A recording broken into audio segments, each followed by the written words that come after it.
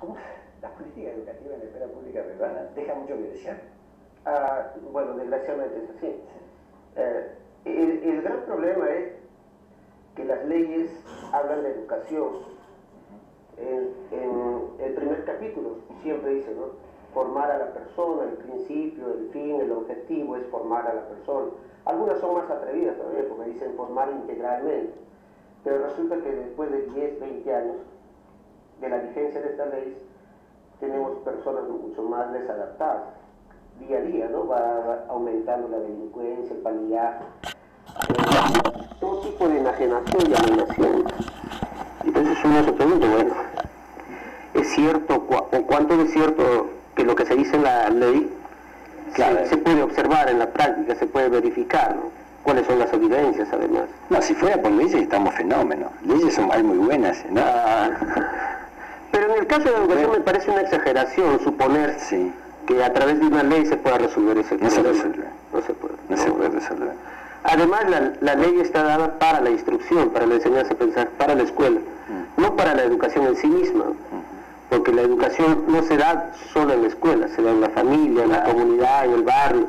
La televisión creo que, si no es exagerado porque estamos ahora en televisión, pero la televisión no se enoja. La televisión es la porquería. Aparte de eso, yo lo que quería decir es que la televisión es superior a la escuela hoy día. Más presencia tiene, hay más horas hombre televisión que escuela. Claro, hay diferentes caras, ¿no? Sí. Diferentes imágenes, más coloridos. Sí. Pero imagínate un niño de primaria viendo a su profesora la misma de siempre, ¿no? Por más que se cambie de ropa, pero siempre es la misma actitud, la misma presencia. Entonces, es suponer, en el ámbito académico, suponer que esa es la única forma de educación es justamente lo que nos llevó a la publicación del libro. Hay otras alternativas. Por supuesto que hay otras. Hay muchas. Vamos a hablar de esas otras alternativas en un momento con el profesor Lucas Palacios Liberato. Hacemos una...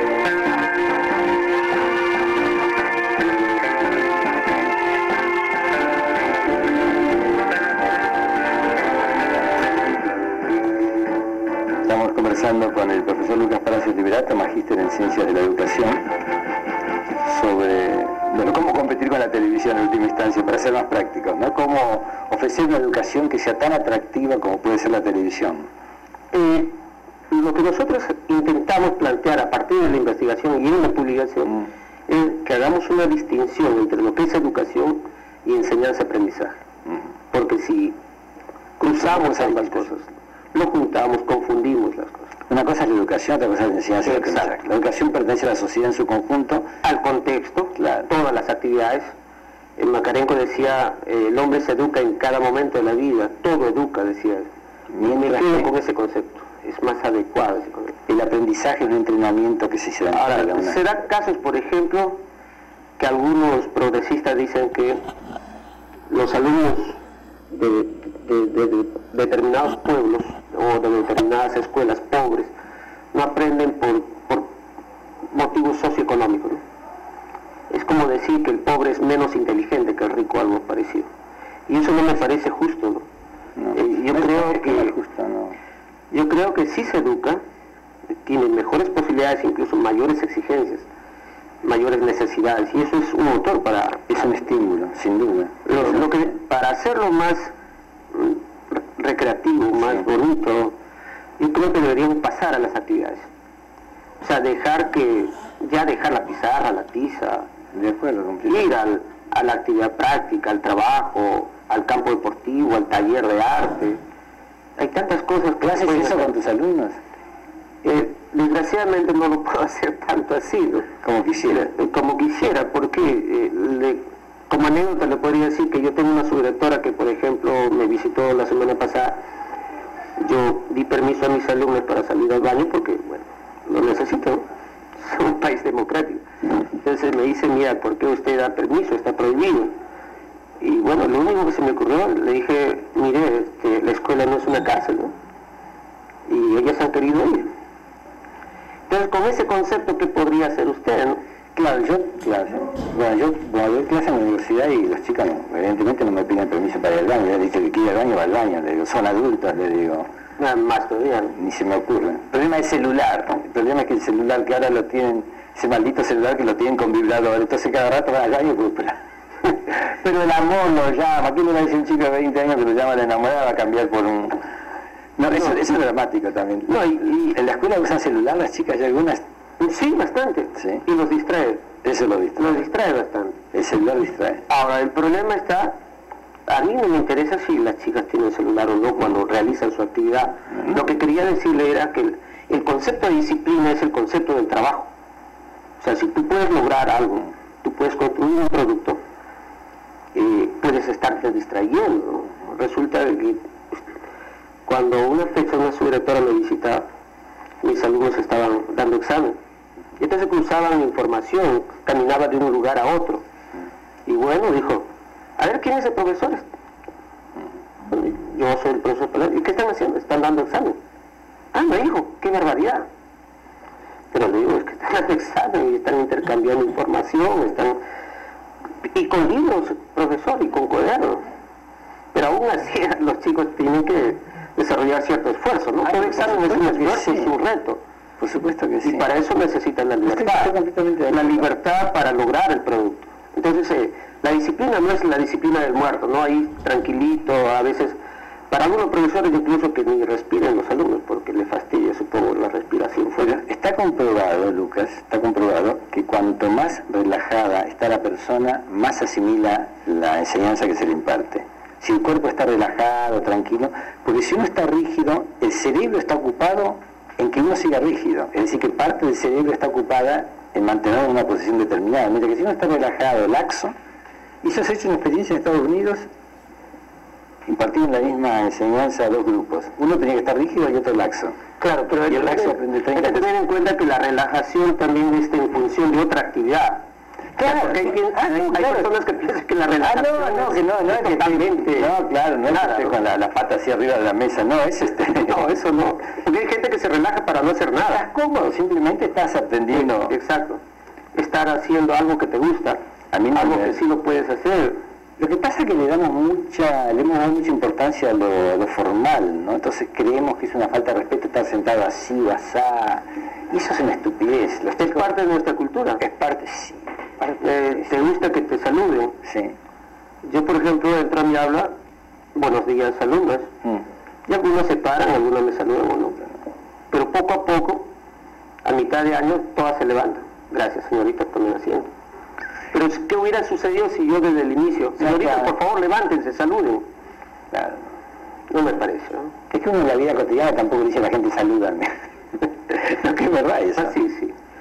El concepto de valor, por ejemplo, ahí es un problema de práctica. Eso es lo que estamos planteando nosotros en el texto. La práctica, ¿no? O sea, el valor no vas a adquirir por inculcación, por lo que yo te digo, no, sino por lo que practicamos, el tipo de relación que trabajamos.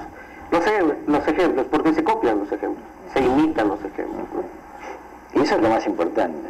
Digamos, cuando ustedes hacen actividades, digamos, lo importante es llevar a la gente a hacer, si hablamos de la solidaridad como valor, por ejemplo, lo más importante es poner a los chicos en contacto con comunidades o con grupos que tienen problemas. Exacto, sí, sí. Yo creo que eso es parte de la... Hay cosas elementales que a veces en la escuela se olvida. Por ejemplo, es muy importante formar en la misma hora, en la misma forma, todos los días, izar la bandera, saludar a la bandera, al batallón, cantar el himno nacional. Eso es hermoso, es parte de la educación. Sí. Pero hay gente que dice, no, pero se está perdiendo clases con ello. Y incluso ahora tienes el problema de que por cada hora que pierdas clase tienes que recuperarlo. Entonces uno sabe, bueno, estás educando, estás enseñando. Claro, pero... ¿Y eso la gente lo reprueba, este tipo de enseñanza? En instancia de adhesión al país donde uno vive, que también es un valor, ¿no? Claro, es un valor nacional, claro. Es un valor, el altruismo, el patriotismo. Y son valores importantes, evidentemente. Muy importantes. El desarrollo de un sentimiento de conciencia común. Llevar un uniforme, por ejemplo, un distintivo. Eso los une. Eso une, integra a las personas, te identifica con la institución. Ahora, ¿tú sientes que los chicos de hoy necesitan más... después lo voy a preguntar. La idea es preguntarle si los chicos de hoy necesitan más estímulos para sentirse interesados por la educación que los alumnos posteriores. Volvemos en un instante.